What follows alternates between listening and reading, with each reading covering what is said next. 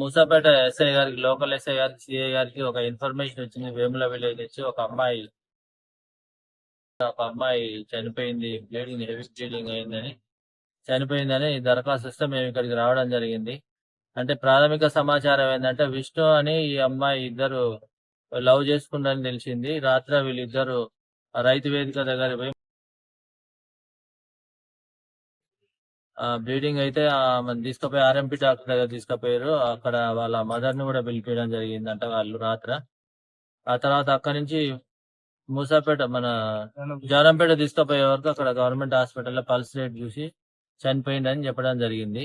ఈ విషయంలో ఇంకా ఇప్పుడు దరఖాస్తు ఇస్తున్నారు. ఇప్పుడు వాళ్ళు మాకు ఆ దరఖాస్తు తీసుకున్న తర్వాత కేసు నమోదు చేసి దర్యాప్తు చేసి ఆ అక్యూజ్ ని వాళ్ళు ఏం చెప్తే అట్లా అక్యూజ్ ని పట్టుకొస్తాం, ఇమీడియట్ పట్టుకొని రావడం జరుగుతుంది. పట్టుకొచ్చి అరెస్ట్ చేస్తాం. 24 hours లో వాడిని అరెస్ట్ చేస్తామని తెలియజేస్తాం. మా చెల్లెలి బిడ్డ రేప్ అండ్ మర్డర్ జరిగింది. ఈ విషయం నాకు రాత్రి తెలిసింది. మేము తెల్లవారుజామున వచ్చినాము. ఇక్కడ రైతువేరి దగ్గర జరిగిందంట ఆ సంఘటన. ఆ సంఘటన దగ్గరకు వెళ్తే చున్నీ మొత్తం రక్తం అయిపోయింది. తర్వాత బాత్రూమ్ లో చూస్తే మొత్తం బ్లడ్ అయింది, బాత్రూమ్ మొత్తము.